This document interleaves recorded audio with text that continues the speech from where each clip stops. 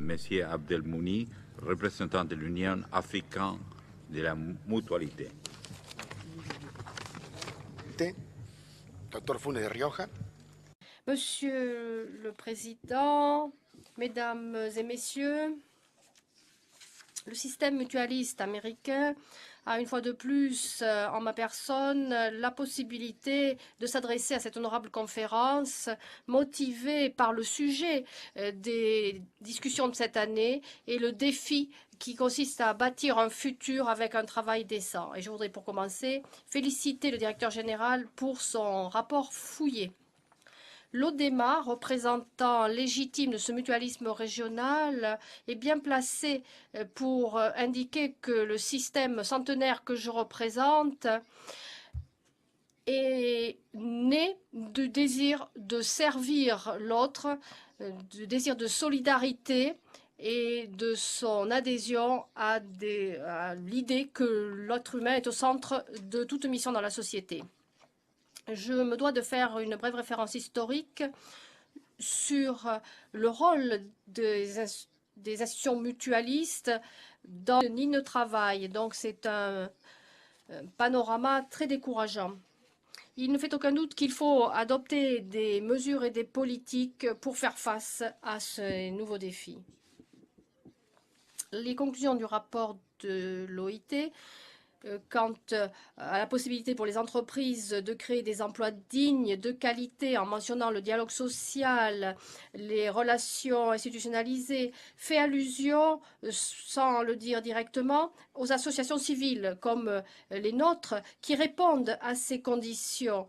Et en Amérique latine et aux Caraïbes, ce secteur mutualiste est représenté par l'ODEMA, représentant fidèle d'un système qui est un élément précieux de l'économie sociale et solidaire. Nous avons d'ailleurs un partenaire en Afrique.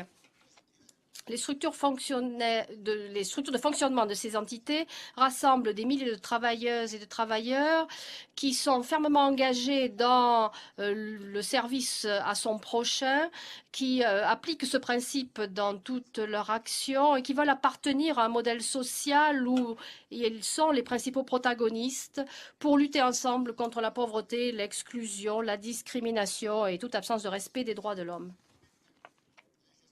La certitude qui est la leur dans le rôle qu'ils exercent vient du fait que, quels que soient les paramètres avec lesquels on qualifie un travail décent, ils considèrent que leur travail doit en tout temps répondre à ces conditions, tout en privilégiant l'efficacité, l'honnêteté et le respect des règles, des lois, des conventions en vigueur dans le pays où on se trouve.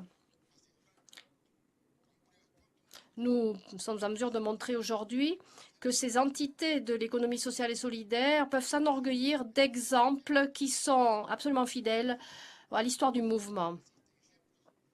Nous avons d'ailleurs des exemples d'institutions mutualistes américaines qui ont été récompensées par de grandes institutions mondiales comme entreprise sociale où les travailleurs travaillent dans les meilleures conditions.